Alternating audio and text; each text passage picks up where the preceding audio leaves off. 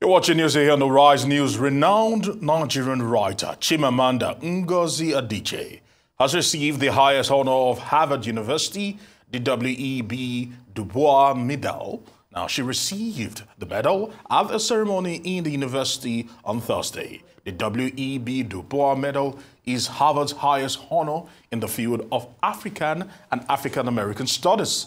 It was awarded to individuals in the United States and across the globe in recognition of their contribution to African and African American culture and the life of the mind.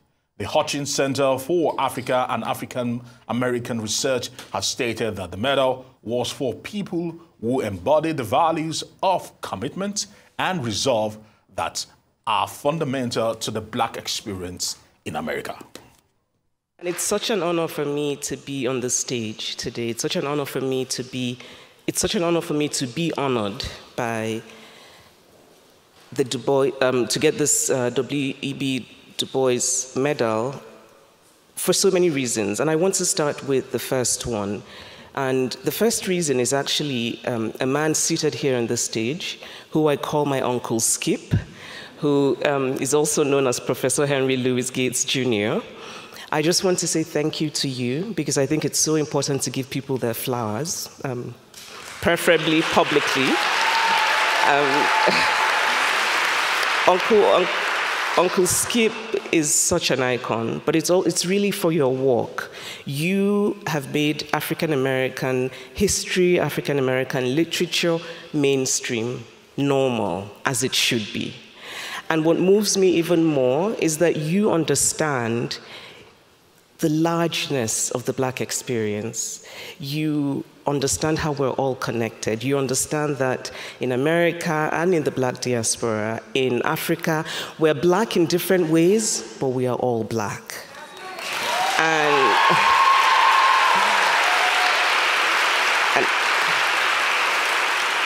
And I deeply appreciate you. You've had just the most incredible experiences, and we all know that he has had the good fortune of attending many conferences, including the Beer Summit.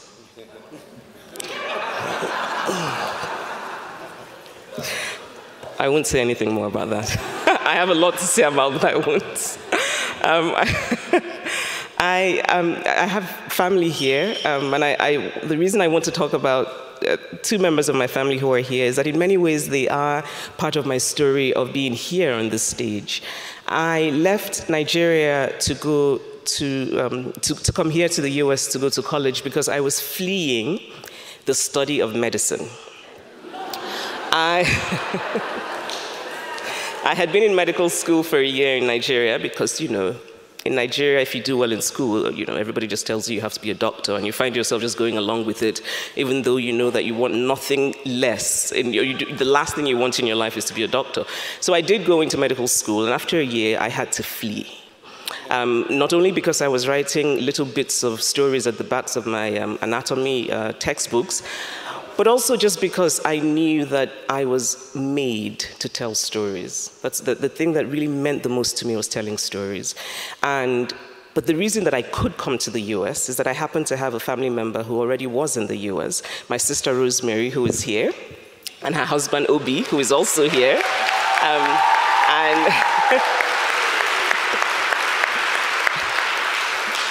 So Rosemary and Obi were willing to give me food and a bed to sleep on, which some things that one might require in order to live.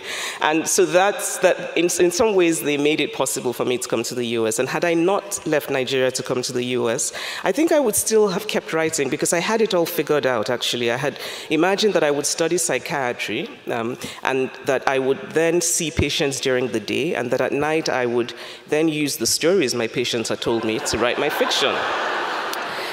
But even that wasn't consolation enough, so I really had to flee. And I'm just really grateful to my family for their support. My little brother Kene is here, and also my sister and brother-in-law's son, my nephew Tokes. And I must tell you that when I called Tokes to ask if he would like to come, and I said, this is a big deal, I'm very excited about it, he said, Auntie, I don't know. Then I said, well, Kareem Abdul-Jabbar is going to be there. And then he's like, what time, auntie? So, Mr. Abdul-Jabbar, I hope you'll give him the honor of a photograph at some point. Writing is the love of my life, and literature has mattered to me for so long, and it's always so meaningful for me to have my work recognized. It never gets old. I love selling books. You know, there is that house in Nigeria that I want to buy, but the most meaningful thing for me as a writer is to know that I can create something that means something to other people. And so what moves me the most is to hear from people who have read me and who say, you know, your work made me feel seen, your work made me think differently, your work made me feel that I was not alone. And so I'm so grateful for this award because, again, it just makes me think that what I am doing matters. And it's a gift. It's a gift to feel that what you're doing matters. And for the young people who are here, if you care about anything, please care about reading. Reading is so important. Reading is magical. Books are magical.